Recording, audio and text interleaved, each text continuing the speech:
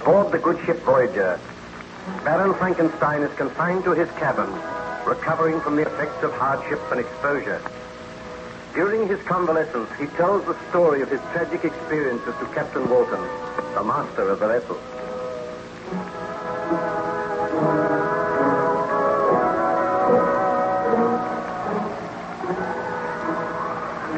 Well, the weather seems to be improving a little, Baron Frankenstein. For a wonder, it's not snowing. Perhaps the thaw is going to set in soon. Then you will have to take your vessel back to England, and you will leave me here. We shall certainly not leave you here. Oh, but you must. I cannot return to civilization until I am sure that the monster of my creation is dead. Let me plead with you, Baron Frankenstein. You were in the last stages of exhaustion when you came aboard this vessel. We have nursed you back to health and strength. Come back to England with us. Forget about the monster. I feel sure that he has perished out there in the blizzard. Oh, if only I could feel sure. Tell me some more of your story. What happened after you had destroyed the companion you were making for the monster? Did I not tell you that the monster returned and threatened me? He swore that he would see me again on the day that I returned to my wife. Yes, I remember that. And did you leave the island then? I arranged with my friend Ernst Clerval that we should leave the island a few days later.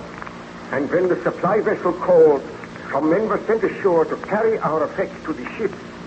This vessel was under the command of a Scottish captain called MacDougall. He came ashore and spoke with Ernst Clerval and myself.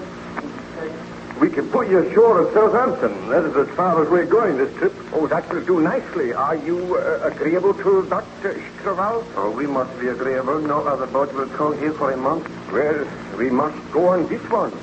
Tell me, Captain MacDougall, is your vessel watched closely? What do you mean by that, Baron Frankenstein? Has anyone else tried to get aboard the vessel? But certainly not. The vessel is moored about 100 yards from the shore, and only one boat came ashore. No one would get into that boat but you two passengers. Oh, I am glad to hear that. I did not know that there was anyone else on the island. There is one other person on the island, but he must not leave here. Who is he? That matters not. But he is an enemy of mine. Is everything ready, Ernst? Oh, my briefcase has been left in the cottage. I will only detain you for a moment, Captain. I will go and get it myself. Very well, Herr Clerval. We will wait for you. Do not be too long, Ernst. I want to get off this island as soon as possible. Oh, I will only be a few minutes. Now, Captain MacDougall, I would like you to give your crew instructions to see that no one, bar her, Clerval, and myself, attempts to board this vessel. It is imperative that the monster should remain here. Perhaps he will die of starvation. What monster is this of which you speak, Baron Frankenstein? A huge, deformed creature. A murderer. A murderer? On this island? Do not worry your head, Captain. As long as that creature is not allowed to board your vessel, as long as we keep a watchful eye, there is nothing to fear. I am hopeful that I will never see or hear of him again. What? What does it mean? Call some of your men. Come quickly. Follow me. Tell me more, Baron Frankenstein. Had Ernst Clerval really been attacked? Together with Captain MacDougall, we hurried to the cottage. I flung open the door and dashed in, and then a dreadful sight met my eyes. On the floor in the far corner lay the huddled body of Ernst Clerval. I dashed over to him and said, "This is the monster's work. Oh, Ernst, my friend, I should have known. I should have known." Let me see the man. Look at him, Captain MacDougall. He is dead. And look on those cruel bruises, those marks on his throat. This is the monster's work. He has carried out his promise. Those that I love are to be slain. This is my punishment. But who is this frightful creature? Let me order my men to search for him. The island is small. We must find him. Yes, we must find him. Arm your men with firearms. Tell them to shoot on sight. But what does the creature look like? A cruel, evil monster. Much bigger than an ordinary man. With long, yellow fangs that show between his lips. A monster of hideous cruelty. Oh, he must be found and slain. But who is he? What is his name? He has no name. I created him. You created him? You created this monster, Baron Frankenstein? It is the truth. Go, man. Tell your men to search for this monster. Tell them to slay him. Leave me here with my friend Ernst. Will you be safe here? I will be safe, although I pray for death. Go, Captain. I beg that you strive to find the monster and slay him. I will gather my men at once. We'll search the island thoroughly. You had better return to the vessel as soon as possible, Baron Frankenstein. I will see you there. Oh, Ernst, my friend, the truest friend that man ever had. Had I but heeded your advice, you would have been alive today. But I sinned. I usurped the rights of God, and for that sin, I am paying dearly. Now I have lost my friend. I know that my wife is in danger. Oh, Almighty Father in heaven, I know that I have sinned. I beg for thy forgiveness. I ask that I may live to avenge those who have died because of my crime. Hear thou my prayer, O my Father.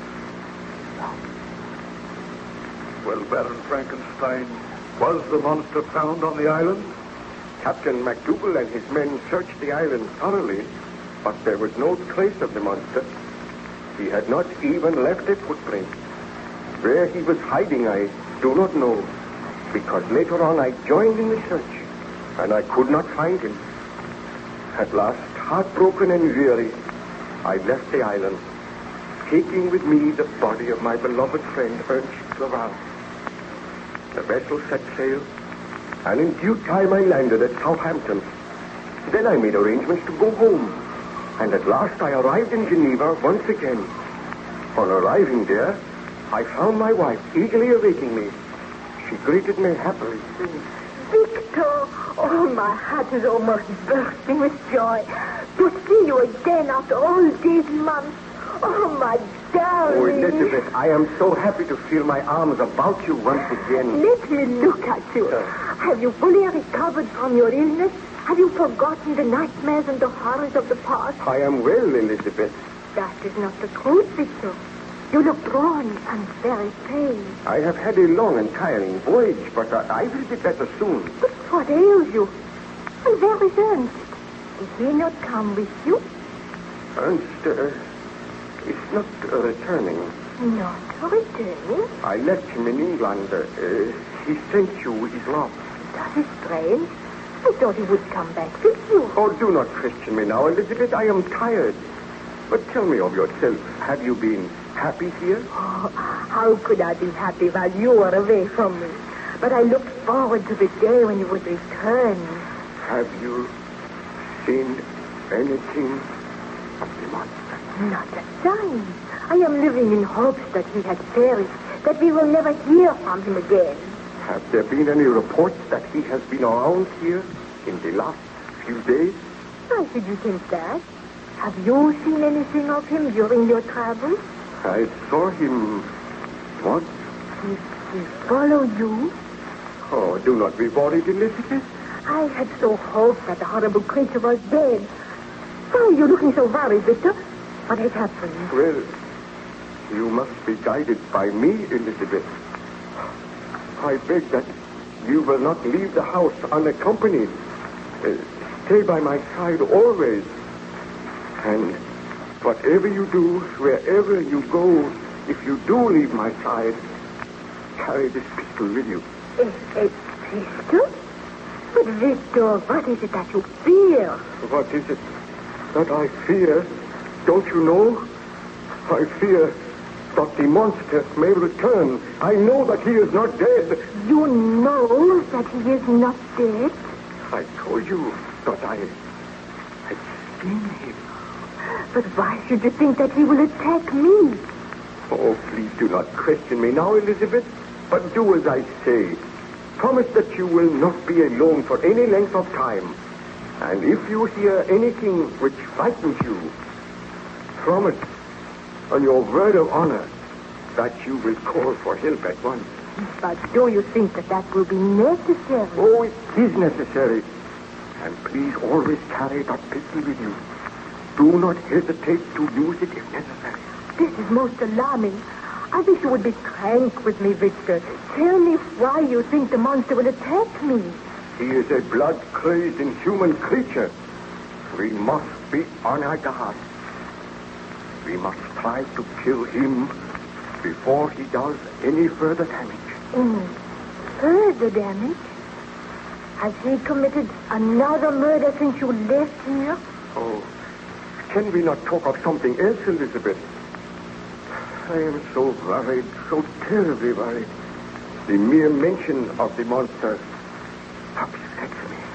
And I thought that this holiday would help you to recover, and you would come back well and strong.